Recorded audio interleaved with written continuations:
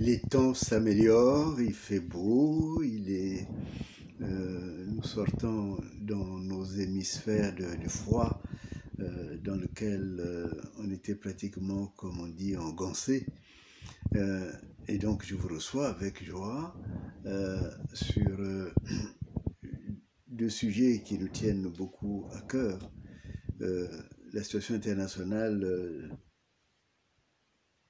elle est marquée par cette guerre qui a déjà commencé en Ukraine. Et il s'agit pour nous de constater que le gouvernement qui est en place au Congo ne fait rien pour pouvoir rapatrier les compatriotes qui sont là-bas, parce qu'il n'y a pas que les étudiants, il y a aussi ceux qui ont créé une famille là-bas. Il y a des personnes aussi qu'il faudrait arriver à protéger. Et théoriquement, vu les informations que je reçois, y compris de l'Ukraine, mais aussi du Congo, rien n'est fait, aucune disposition n'est prise pour sortir du danger les compatriotes qui sont là-bas. Alors, je crois que c'est une grosse responsabilité.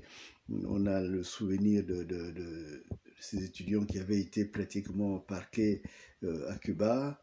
Et là, nous sommes dans la situation des Congolais qui sont en enfer, dans l'enfer de la guerre.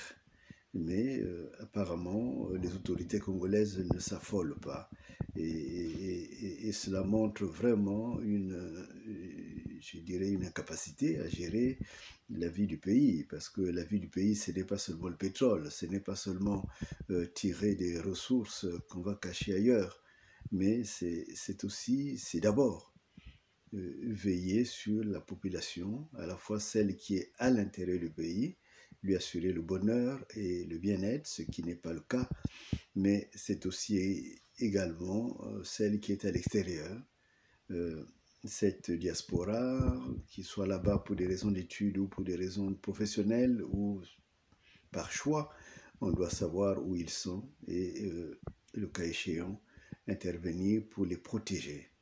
Et le Congo n'en a ni les capacités ni les moyens et il n'utilise même pas simplement le téléphone pour savoir que l'ambassade nous dise où sont les compatriotes, combien il y en a là-bas. Et jusqu'à présent, je n'ai aucune information qui puisse me rassurer. Donc, interpeller le gouvernement congolais, c'est son devoir. Ils se sont érigés chefs de ce pays. Eh bien, ils feront en assumer les conséquences. Et je demande que l'on sache exactement combien de compatriotes il y a, lesquels sont en danger, surtout les étudiants. Certainement que leurs bourses n'ont pas été payées, il faut vérifier tout cela. Chers compatriotes, je vous appelle vraiment à la vigilance, parce que c'est de votre conscience que s'éveillera le Congo. C'est la conscience qui travaille, c'est la conscience qui travaille. La conscience rejoint la volonté de Dieu. Et cette volonté de Dieu, elle donne ce qu'il y a de meilleur à l'homme et ce qu'il y a de meilleur à un peuple. Et donc, prenez conscience, prenez vraiment conscience que votre pays compte aussi des compatriotes qui sont sous le feu des guerres. Et en l'occurrence, là-bas en Ukraine, donc demandez des comptes. Demandez des comptes, c'est votre responsabilité et c'est aussi votre droit. Vous me parlez de l'interview que j'ai donnée et dans laquelle j'ai dit que il est temps pour nous de nous retrouver autour d'un foyer, autour je dirais, d'un mouvement que j'ai appelé notre nation.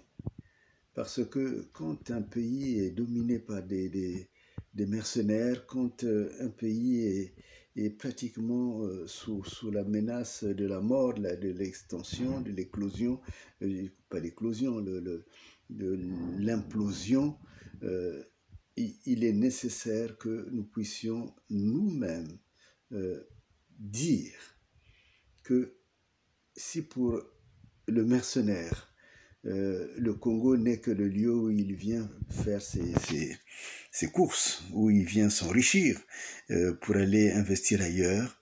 Pour nous, le Congo, c'est la seule terre qui nous est donnée. Et donc c'est pour cela que j'ai parlé de ce mouvement qui s'appelle le mouvement Notre Nation. Nchieto, Mbokanabiso, donc tout cela, il faut que ça puisse résonner désormais. Le mouvement notre Nation est un mouvement qui ne vous appelle pas de quitter ce que vous êtes, là où vous avez vos alliances, ainsi de suite, mais simplement vous demande de venir auprès de moi, de venir pour que nous puissions nous lever, nous regrouper et bâtir ensemble. Et c'est cette démarche qui a été une démarche que nous avons poursuivie avec toute l'équipe, mais aussi de causerie en causerie, qui doit aboutir là. Nous avons un devoir impérieux de bâtir notre nation. Même si les Sassou ont tout volé, ils volent tout, ils tuent, ils ont tué tous ceux qui devaient être l'intelligence du pays, nous avons la responsabilité de pouvoir dire cette nation que vous avez détruite, elle est notre nation. Et donc, c'est pour cela que je vous appelle partout où vous êtes, en diaspora, quel que soit le lieu, au Congo même, quel que soit le lieu, que vous commencez à réfléchir sur les moyens qu'il faut que nous rassemblons pour que nous puissions bâtir notre nation. Et je crois que c'est la politique suprême qui puisse être menée. Donc je critiquais tous ceux qui ont permis que le système de Sassou s'installe au Congo allègrement. Je visais cela parce que je les pousse à ce que des vieilles outres qu'ils sont devenus, sur lesquelles Sassou, il suffit d'un coup de téléphone pour que les gens bougent contre un peu d'argent. Mais il faut que ces personnes changent de vie, changent de conception de la politique, que ces personnes retrouvent leur dignité d'enfants de Dieu et disent à la nation comment ils ont été piégés ou comment ils se sont engagés eux-mêmes. Ce mouvement est important parce qu'on ne peut pas mettre cette notion nouvelle, cette république nouvelle dans les vieilles outres. Ce n'est pas possible. Donc, je vous appelle à cette sorte de prise de conscience. Vraiment, le pays est menacé. Quand le pays est menacé, tous les enfants doivent se réunir pour pouvoir protéger le pays. Et cette protection, elle est à la fois dans la conscience, dans ce que nous faisons, que vous faites déjà, mais aussi dans la collecte de tous les moyens. Mettons tous nos moyens ensemble pour que nous puissions aller vers la vraie politique du Congo, la vraie politique de notre nation. Et cela n'est pas le type de petite réunion qu'organise Sassou, aujourd'hui à Dolisie, demain là, ainsi de suite. Tout cela, c'est l'endormissement du peuple. Nous avons un travail sérieux à faire. Et le Congo, notre nation est tellement sérieuse qu'on ne peut pas l'abandonner entre les mains des mercenaires. Donc, nous allons réfléchir, mais au-delà de la réflexion, maintenant, c'est l'action.